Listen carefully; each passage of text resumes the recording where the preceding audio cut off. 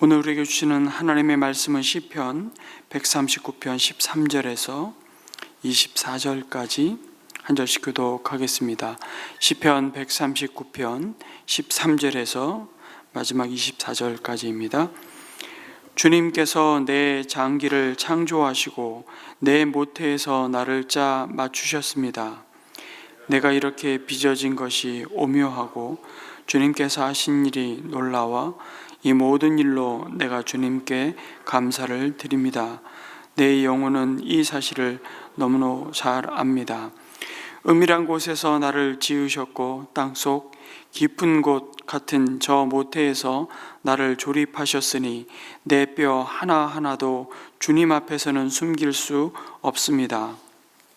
나의 형질이 갖추어지기도 전부터 주님께서는 나를 보고 계셨으며 나에게 정하여진 날들이 아직 시작되기도 전에 이미 주님의 책에 다 기록되었습니다. 하나님, 주님의 생각이 어찌 그리도 심오한지요? 그 수가 어찌 그렇게도 많은지요? 내가 세려고 하면 모래보다 더 많습니다. 깨어나 보면 나는 여전히 주님과 함께 있습니다. 하나님, 주님께서 악인을 죽여만 주신다면 피 흘리게 하기를 좋아하는 자들아 내게서 물러가거라. 그들은 주님을 모욕하는 말을 하며 주님의 이름을 거슬러 악한 말을 합니다. 주님을 미워하는 자들을 내가 어찌 미워하지 않으며 주님께 대항하면서 일어나는 자들을 내가 어찌 미워하지 않겠습니까? 나는 그들을 너무나도 미워합니다. 그들이 바로 나의 원수들이기 때문입니다. 하나님, 나를 샅샅이 살펴보시고 내 마음을 알아주십시오. 나를 철저히 시험해 보시고 내가 걱정하는 바를 알아주십시오. 내가 나쁜 길을 가지나 않는지 나를 살펴보시고 영원한 길로 나를 인도하여 주십시오. 아멘. 시편 139편은 모든 것을 아시며 또 안 계신 곳이 없으신 편재하시는 하나님이 나에게 개인적으로 어떤 의미가 있는지 아름답게 고백하는 노래이죠. 새벽 날개를 치며 바다 끝에 가서 거한다 해도 함께 하시는 그 하나님의 놀라운 사랑을 고백하고 있습니다. 또한 다윗은 하나님께서 우리를 어떻게 창조하셨는지 그 섬세하고 기묘한 하나님의 창조를 묵상하면서 자신을 창조자의 단순한 제품이 아니라 온 우주에 하나밖에 없는 걸작품으로 인식합니다. 하나님께서 우리의 모든 장기와 조직을 만드셨는데 어머니의 태에서 우리를 창조하셨습니다. 아니 16절에서 나의 형질이 갖추어지기도 전부터 주님께서는 나를 보고 계셨으며 나에게 정하여진 날들이 아직 시작되기도 전에 이미 주님의 책에 다 기록되었다고 고백합니다. 여기서 형질이라는 의미는 아직 형태를 갖추지 못한 몸을 뜻하죠. 여러분 상상해 보십시오. 우리가 태어나기도 전에 하나님께서 우리를 먼저 아셨습니다. 아직 형태를 갖추지 못한 몸, 그 미숙한 상태로 있을 때에도 하나님은 우리를 보고 계셨습니다. 그리고 우리를 향한 선한 뜻과 계획을 이미 가지고 계셨죠. 이것보다 더 아름다운 사랑이 어디 있습니까? 이 세상은 이 진리를 알아야 한다고 시인은 노래하고 있는 것입니다. 우리가 아직 형태를 갖추지 못했을 때에도 우리를 먼저 보시고 사랑하신 그 하나님의 사랑을 알아야 한다고 노래합니다. 여기서부터 진정한 인간의 존엄성, 생명 존중의 삶이 시작된다는 사실을 우리 또한 알게 되죠. 여러분은 인간의 생명이 왜 중요하다고 생각하십니까? 요즘은 반려동물들, 강아지, 고양이를 우리 가족처럼 생각하는데 인간의 생명은 동물의 생명보다 더 중요한 것일까요? 만일 그렇다면 그 근거는 무엇일까요? 요즘은 동물권에 관심이 참 많지 않습니까? 동물권을 옹호하는 사람들이 또 유기동물 센터도 많이 생기고 유기동물을 입양하는 경우도 우리 많이 있습니다. 하나님 창조하신 살아있는 모든 생명체를 소중하게 여기는 그 마음은 참으로 귀한 마음입니다. 그런데 동물을 사랑하는 마음과 인간을 사랑하는 마음이 똑같아서는 안 됩니다. 인간은 동물 중에 하나가 아니라 동물과 구별되는 영적인 존재이기 때문이죠. 인간을 동물 중에 하나라고 주장하는 자들은 진화론적인 세계관을 가진 사람들입니다. 그 진화론은 단순히 과학 이론이 아닙니다. 이것은 사회의 이데올로기이죠. 창조주 하나님 없이 이 세상의 기원을 설명하려는 이데올로기입니다. 창세기에 보면 하나님께서 사람을 만드시고 사람에게만 주신 특별한 것이 있죠. 창세기 2장 7절은 그것을 뭐라고 말씀하십니까? 여호와 하나님이 땅의 흙으로 사람을 지으시고 생기를 그 코에 불어넣으시니 사람이 생명이 된지라 라고 말씀하십니다. 하나님께서 다른 동물들에게는, 다른 피조물에게는 생기를 불어넣지 않으셨습니다. 오직 사람에게만 생기를 불어넣어 주셨죠. 그래서 하나님의 생기를 받은 사람은 생명, 영어로 하면 살아있는 영혼이 된 것입니다. 인간에게만 영혼이 있고 동물에게는 영혼이 없습니다. 여러분이 키우는 강아지가 아무리 사랑스럽고 예뻐도 강아지에게는 영혼이 없습니다. 영혼이 없다는 말은 하나님과 인격적인 교제를 나눌 수 없다는 뜻입니다. 영혼이 없다는 말은 하나님을 예배할 수 없다는 뜻이죠. 오직 인간만이 하나님과 인격적인 교제를 나눌 수 있고 하나님을 예배하는 존재로 하나님의 형상을 따라 창조된 것이죠. 이것이 인간과 다른 피조물, 동물의 가장 큰 차이점이라고 말할 수 있습니다. 창세기는 그 사실을 하나님께서 그분의 형상대로 인간을 창조하셨다고 말씀하고 있는 것입니다. 여러분, 이것이 인간과 동물의 가장 결정적인 차이입니다. 인간은 동물 중에 하나가 아니라 동물과 본질적으로 구별되는 영적인 존재입니다. 하나님께서 소중하게 만드신 한 사람, 그 한 사람에게는 얼마나 놀라운 가치가 있을까요? 에베소서 2장 10절에서 그래서 이런 말씀을 우리에게 주고 있습니다. 자주 말씀드리지만 우리는 그가 만드신 바라, 공장에서 찍어내듯이 찍어낸 상품이 아니라 하나밖에 없는 작품으로 만드셨다, 빚으셨다고 말씀하고 있습니다. 하나님께서 만드신 최고의 작품이란 뜻입니다. 포이에마, 인종과 그러니 성별과 지위에 상관없이 모든 사람은 그 존재 자체로 하나님께서 만드신 최고의 작품인 줄로 믿습니다. 여러분, 우리는 첫 번째 아담 때문에 죄인이라는 자화상을 가지고 살아가지 않습니까? 그런데 예수님을 만난 다음에 우리는 죄인이 아니라 의인이요, 아담과 하와가 죄를 짓기 전에 하나님의 형상을 따라 지음받은 하나님의 자녀라는 사실, 우리는 원죄 이전에 원복을 받은 사람이라는 사실을 비로소 다시 깨닫게 되고 회복되는 삶을 살고 있는 것이죠. 오늘 이 시편을 노래한 다윗이, 여러분, 어릴 적에 그가 가진 정체성에 대해서 부모는 이렇게 얘기했습니다. 너는 막내야, 말째야, 그러면서 이름도 부르지 않았죠. 사무엘 선지자가 그의 가정을 방문했을 때 7 아들이 사무엘 앞에 다 지나갔을 때 하나님이 아니다 라고 말씀하셨습니다. 기름 부어 왕을 삼고자 할 때 다윗의 모든 형들이 다 한 사람 한 사람씩 지나가는데 아니라고, 그리고 이새에게 묻는 것입니다. 또 아들이 있는지. 그랬더니 그때 막내를 향한 이새 아버지가 하는 말이 참 기가 막힙니다. 사무엘상 16장 21절에 보시면 아직 말째가 남았는데 그가 양을 지키나이다. 이름도 부르지 않습니다. 말째라는 이 히브리어는 카탄이라는 단어인데요, 어리다, 하찮게 여기는 존재, 별 쓸모없는 존재로 여겼던 것입니다.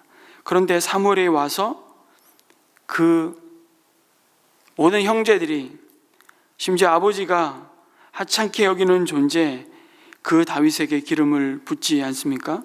그 말은 그가 왕이 될 거라는 의미였습니다.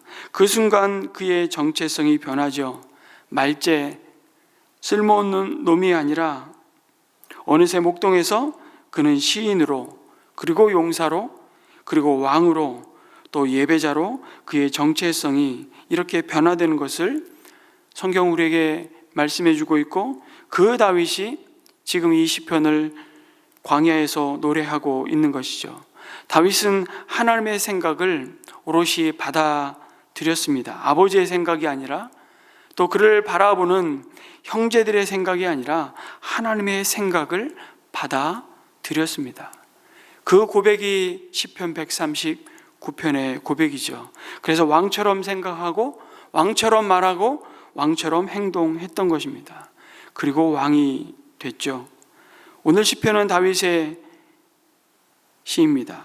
여기서 얼마나 하나님이 우리를 사랑하시는지, 또 하나님의 솜씨가 얼마나 놀라운지를 보게 되는데, 오늘 우리가 배우는 정체성이 바로 우리의 그리스도 안에 있는 우리의 진짜 모습이라고 우리에게 말씀해 주고 있습니다. 나는 하나님의 손으로 지어진 작품이라고. 여러분, 참된 믿음이란 하나님의 말씀하신 대로 믿는 것인데, 우리가 살아오면서 누군가가 말해준 것을 따라 우리는 끊임없이 비교하며 생각하지 않습니까?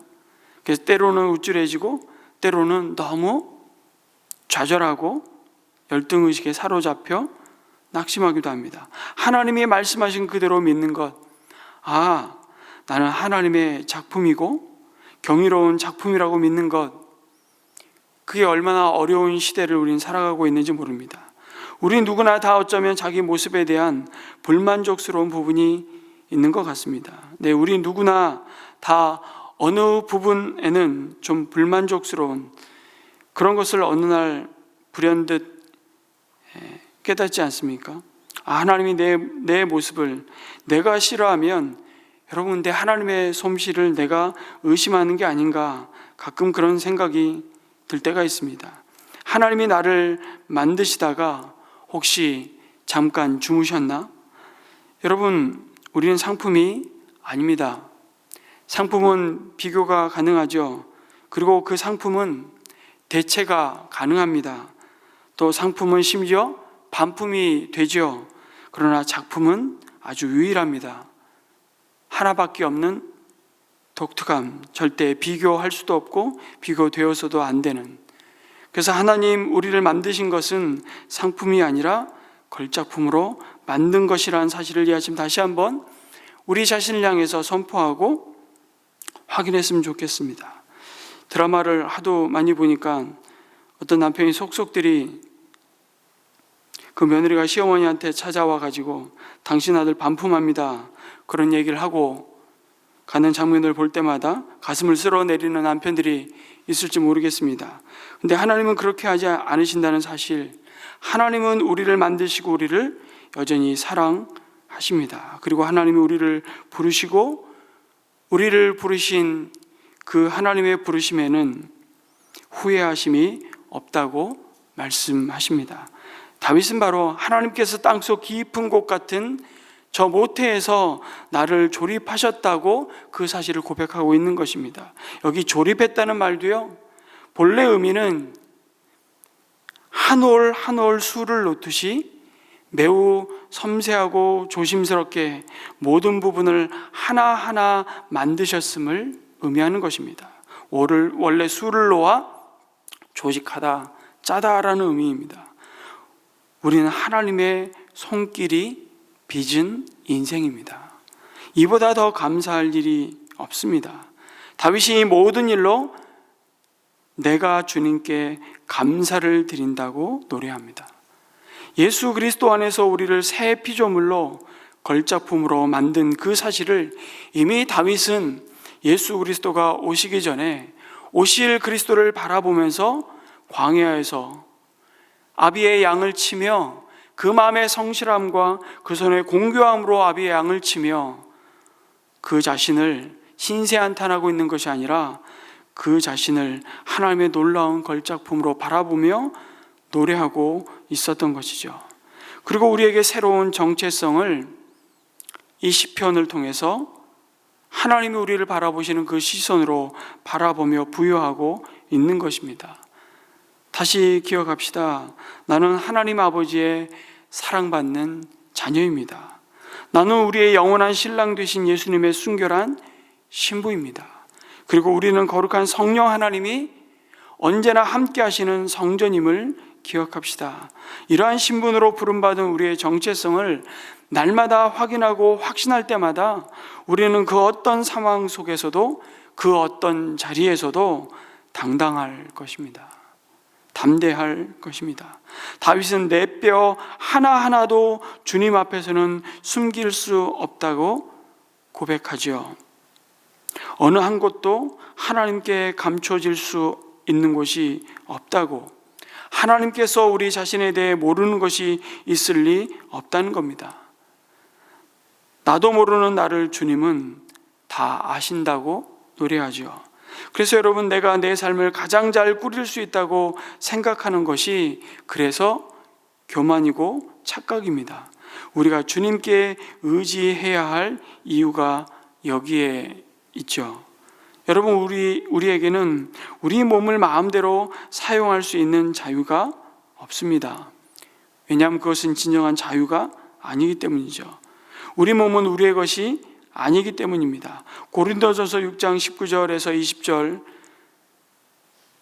이렇게 나와 있습니다. 너희 몸은 너희가 하나님께로부터 받은 바 너희 가운데 계신 성령의 전인 줄을 알지 못하느냐. 너희는 너희 자신의 것이 아니라 값으로 산 것이 되었으니 그런즉 너희 몸으로 하나님께 영광을 돌리라. 우리 몸은 하나님께서 우리를 사신 것입니다. 십자가의 보혈로 우리를 값주고 사셨습니다. 그 결과로 우리 몸은 우리 것이 아니라 하나님께 속한 것이죠. 하나님께서 일정 기간 동안 우리 몸을 사용할 수 있는 권한을 우리에게 잠시 맡겨 주신 것입니다. 그러니 우리는 살아있는 이 기간 동안 위임된 권한을 사용하고 있는 것입니다. 위임된 권한이기에 절대 내 마음대로 쓰면 안 되고요, 위임하신 분의 뜻대로 사용해야 하는 것이고, 그것이 우리 인생의 설계도를 갖고 계신, 우리가 가장 행복한 삶의 모습이 무엇인지를 하나님께 끊임없이 우리는 묻고 그 하나님의 인도하심을 따라, 우리 안에 계신 거룩한 성령의 뜻을 따라, 인도하심을 따라 사는 것이야말로 가장 행복하다는 것을 우리는 아침 다시 한번 확신하게 됩니다. 그래서 우리 몸을 우리 마음대로 쓸 것이 아니라 하나님의 뜻대로 사용해야 함을 이 아침 다시 한번 붙들기를 원합니다. 그 권한을 위임한 하나님의 뜻을 우리가 무시한다면 하나님의 마음은 너무나도 자신 답답할 것입니다. 여러분, 우리 몸은 우리의 것이 아닙니다. 하나님께서 일정 기간 동안 우리에게 맡기신 선물임을 이 아침 다시 한번 기억했으면 좋겠습니다. 하나님께 속한 것이기 때문에 소중하게 또한 사용해야 하죠. 새로운 정체성을 따라 생각하고 말하고 행동하시기를 축복합니다. 우리는 하나님의 사랑받는 자녀입니다. 신랑 되신 주님의 거룩한 순결한 신부입니다. 성령의 전인 저와 여러분의 몸을 하나님의 뜻에 합당하게 사용함으로 나에게는 유익하고 하나님께는 영광이 되는 삶이 오늘 하루의 삶이 되기를 주님의 이름으로 축복합니다. 우리 한번 이렇게 기도했으면 좋겠습니다. 하나님께서 모태에서부터 섬세하게 빚으신 존재임을 잊지 않게 해달라고, 사람들의 평가나 혹은 과거의 상처가 아니라 하나님이 주신 정체성, 하나님의 자녀요, 신랑 되신 예수 그리스도의 거룩한 신부로 성령의 전으로 살아가게 하시고, 나 자신을 부정하거나 비교하거나 멸시하지 않고 창조주의 솜씨를 신뢰하며 감사하게 하여 주옵소서. 나의 몸이 내 것이 아니라 값으로 사신 하나님의 성전임을 기억하게 하시고, 생각과 말과 행동과 나에게 잠시 위임해 주신 시간과 재능을 내 뜻대로가 아니라 주님의 뜻대로 사용하게 해달라고, 그래서 우리의 삶 전체가 하나님께 영광이 되고 생명을 소중히 여기고 창조의 질서를 따르는 삶이 되게 해달라고 우리 함께 기도하시고, 오늘 수요일 특별히 이 나라의 민족을 위해서 세우신 위정자들을 위해서 함께 중보기도 해주시고 개인의 기도를 이어가도록 하겠습니다. 기도하겠습니다.